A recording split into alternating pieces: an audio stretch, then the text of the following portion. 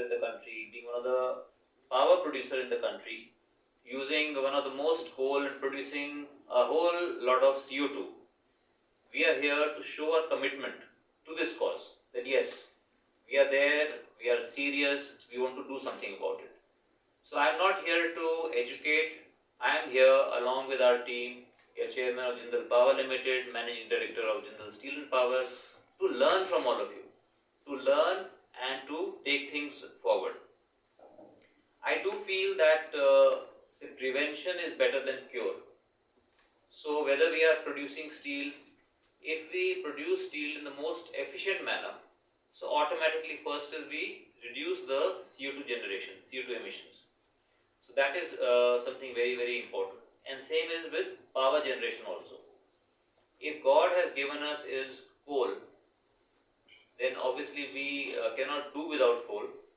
And a per capita consumption of electricity is not even 1/10. Our CO2 emissions are not even 1/10 of the Western world, right? So Western world has been emitting so much of CO2, but anyway, two wrongs do not make a right. I do realize that. And so the Western world, they must help us also to achieve this. Help us in the sense we are not looking for any monetary help, etc. Just in terms of technology, know-how, because you are going to be benefiting with this also. So we have to look at that. So steel making, to make it efficient, we are looking at various things. How to generate electricity by renewable sources like solar or wind.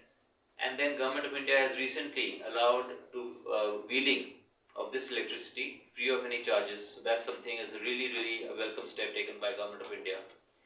Then how to add more hydrogen, green hydrogen.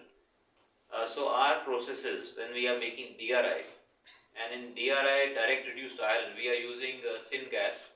Syngas is also nothing but 2/3 of hydrogen and 1/3 of carbon monoxide. So it can run on 100% hydrogen also. We have done various tests. So obviously the hydrogen that we produce or syngas that we produce in our coal gasification plant is a brown hydrogen. But it could be made into blue if we are able to capture it and put it to use or sequester it. So we are already in touch with our consultants. MN Dastoor has been helping us to build our steel plants. And they are in fact our consultants where we want to make our Odisha steel plant, the world's biggest steel plant at a single location. Presently 6 million tons, we want to take it to 25 million tons in the next 9 years. So a large part of that, we want it to be green steel.